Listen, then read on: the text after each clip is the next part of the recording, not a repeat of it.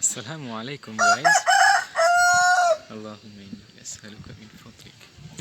Okay guys, இன்னும் ஒரு நாள் இன்னும் ஒரு வீடியோவில் உங்களை சந்திக்கிறதுல எனக்கு ரொம்ப மகிழ்ச்சியாக இருக்குது. ஸோ இன்றைய வீடியோவில் நான் என்ன சொல்லித்தர போகிறேன் அப்படின்னா, உங்களுடைய வீட்டில் உங்களுக்கு லேசாகவும் அதே மாதிரி எந்த ஒரு செலவும் இல்லாமலும் நாட்டிக்கொள்ள முடியுமான ஒரு கீரை வகையை பற்றினது தான்.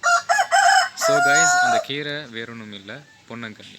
அதை நீங்கள் ஜஸ்ட் சும்மா தூவி விட்டாலும் வளரும், அதே மாதிரி நாட்டினாலும் வளரும். ஸோ அதை எந்த வகையில் நாட்டலாம், எது மாதிரியான இடங்களில் நாட்டலாம்ன்றது இப்போ நான் பார்க்க போகிறோம். கமா ஈரலிப்பான இடத்துல வளரக்கூடிய ஒரு கீரை வகை தான் பொன்னங்கானி. இந்த பொன்னங்கானி என்ற கீரை வகை அது படர்ந்து போகக்கூடிய தொங்கக்கூடிய இயல்பு கொண்டது.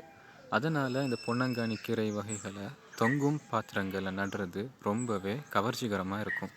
அதனால் நீங்கள் பொன்னங்கானி போன்ற கீரை வகைகளை நடுறதா இருந்தால் நான் பரிந்துரை செய்கிறது என்னென்னா, பழைய பீலிகள், வீசக்கூடிய மூங்கில், அதே மாதிரி பழைய பிளாஸ்டிக் பாட்டில்ஸ், இல்லைனா வெடிப்பு விழுந்த பக்கெட், இதுகளையும் நாட்டி உங்களுக்கு அதனுடைய விளைச்சலை பெற்றுக்கொள்ளலாம். இதை விடவும் ஏதாச்சும் பெருசாக பண்ணணும் அப்படின்னு சொல்லி தோணுச்சின்னா, உங்களுடைய தோட்டத்துக்கு அழகையும் வசீகரத்தையும் கூட்டி கொடுக்குற மாதிரி இதை ஒரு ஹேங்கிங் பிளாட்டாகவும் உங்களுக்கு பண்ணிக்கொள்ளலாம். அதுக்காக நான் பயன்படுத்தி இருக்கிறது என்னென்னா, வீசக்கூடிய பொலித்தீன் பேக்ஸ். அதில் இதனுடைய தண்டை ஜஸ்ட் நட்டு வச்சுருக்கேன்.